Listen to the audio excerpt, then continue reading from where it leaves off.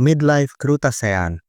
Episode Midlife Crustacean adalah episode ke-15 dari season 3 yang pertama kali tayang pada tahun 2003. Episode ini menjadi yang paling legendaris karena statusnya yang ditarik sepenuhnya dari Nickelodeon dan layanan streaming sejak tahun 2018.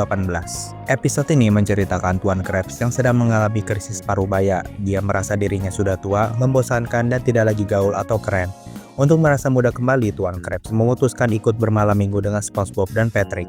Namun, rencana Tuan Krabs gagal total karena kegiatan malam minggu SpongeBob dan Patrick saat kekanak-kanakan. Tuan Krabs akhirnya marah dan ingin pulang, sampai Patrick mengatakan bahwa mereka akan melakukan kegiatan paling seru. SpongeBob, Patrick, dan Tuan Krabs menyelinap ke rumah seorang wanita di malam hari untuk mencuri pakaian dalamnya dari laci lemari.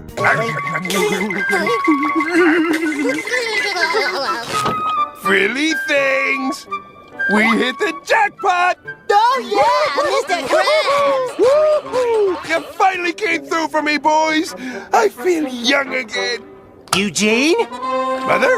Meski episode ini sempat tayang bertahun-tahun, Nickelodeon akhirnya menarik episode ini dengan alasan konten yang tidak pantas. Adegan mencuri celana dalam wanita dianggap sebagai perilaku pelecehan atau tindakan seksual yang tidak pantas untuk anak-anak. Perwakilan dari Nickelodeon menyatakan kalau memang ada beberapa elemen dalam episode tersebut tidak lagi sesuai dengan standar konten mereka yang ramah keluarga.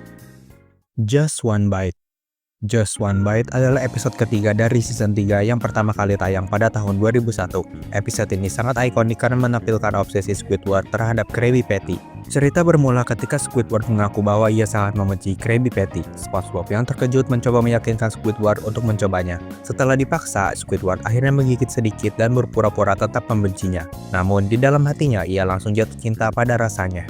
Sisa episode ini memperlihatkan perjuangan Squidward yang gengsi tapi sangat ingin memakan Krabby Patty lagi secara sembunyi-sembunyi, dan episode ini diakhiri dengan Squidward memakan ribuan Krabby Patty hingga tubuhnya membengkak dan akhirnya meledak. Sekilas gak ada yang aneh dari plot atau alur ceritanya, tapi kalian tahu gak sih kalau ada adegan yang di-cut atau diganti di episode ini? A bucket of water? That was too easy. Hey, this isn't water. This is gas.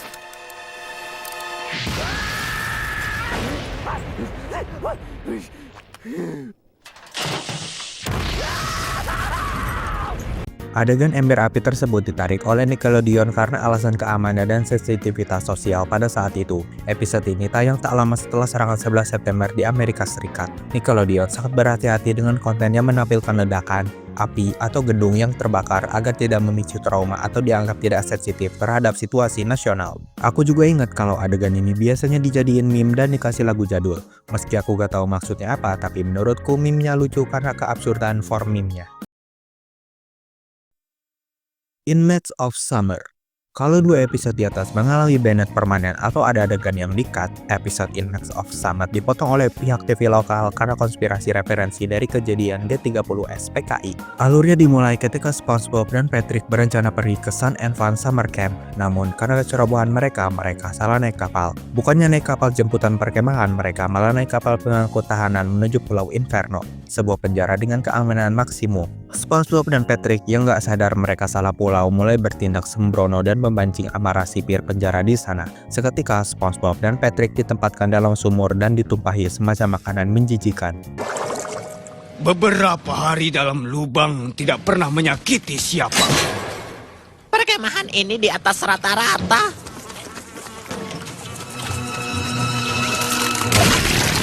Tidak kukira mereka punya pemandian air panas. Aku gak tahu apakah pihak Nickelodeon mengambil referensi dari G30S PKI atau ini cuma adegan kebetulan yang memancing teori di kalangan fans. Tetapi bagi penonton Indonesia yang akrab dengan film sejarah atau dokumentasi mengenai peristiwa lubang buaya pasti membangkitkan ingatan kolektif yang sangat kuat terhadap penguburan para jenderal. Mermaid Man dan Barnacle Boy. Episode Mermaid Man dan Barnacle Boy di season 3 ini adalah episode yang sangat terkenal karena SpongeBob meminjam sabuk keadilan milik Mermaid Man yang tertinggal di Krusty Krab. Hal itu bisa terjadi karena Mermaid Man lupa membawa sabuknya setelah makan di Krusty Krab. SpongeBob menemukannya dan seharusnya mengembalikannya, tapi karena terlalu terobsesi, ia malah memakainya. SpongeBob kemudian menekan tombol M yang memancarkan sinar pengecil. Dia secara tidak sengaja mengecilkan Squidward karena dia mau mengadukan soal sabuk Mermaid Man yang dipakai oleh SpongeBob. SpongeBob kemudian malah mengecilkan seluruh penduduk Bikini Bottom. Dalam episode ini ada sebuah adegan yang di-cut saat SpongeBob mencoba mengembalikan Squidward ke bentuk aslinya. Dengar aku! Ya ampun, lepaskan ini! Kau tahu tidak cara kerja alat itu? Aku bisa melakukannya.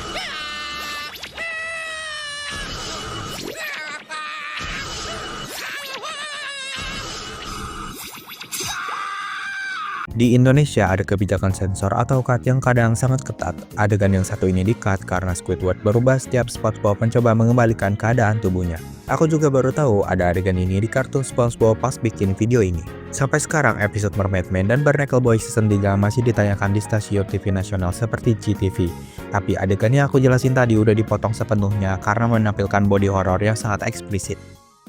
Someone's in the Kitchen with Sandy.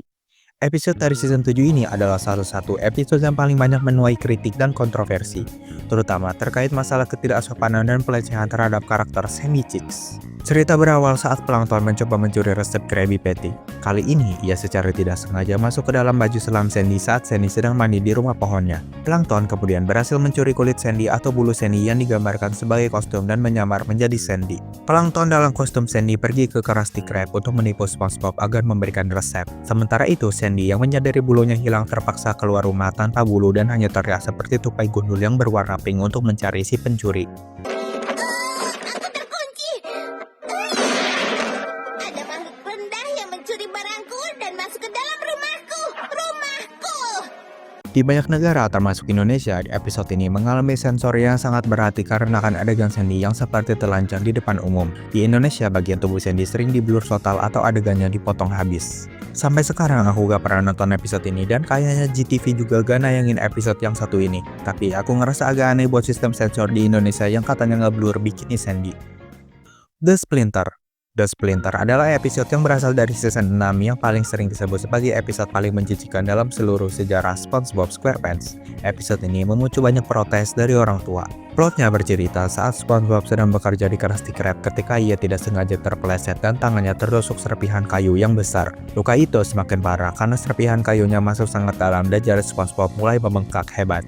SpongeBob membuat luka itu semakin infeksi karena meminta bantuan Patrick, seperti memukulnya menggunakan palu dan menutupinya dengan sampah busuk. Di akhir episode, luka tersebut sembuh karena Tuan Krab.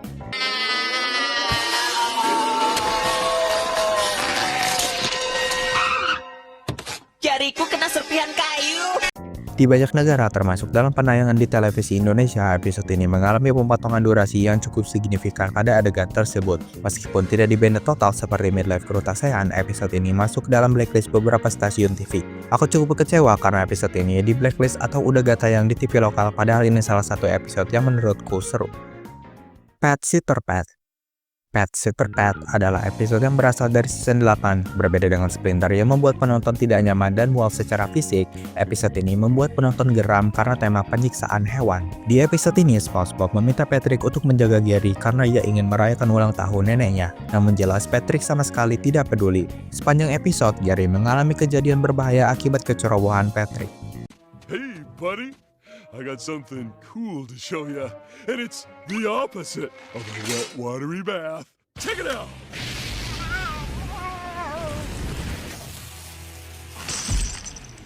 Doesn't that look fun? Well, make up your mind. Is it...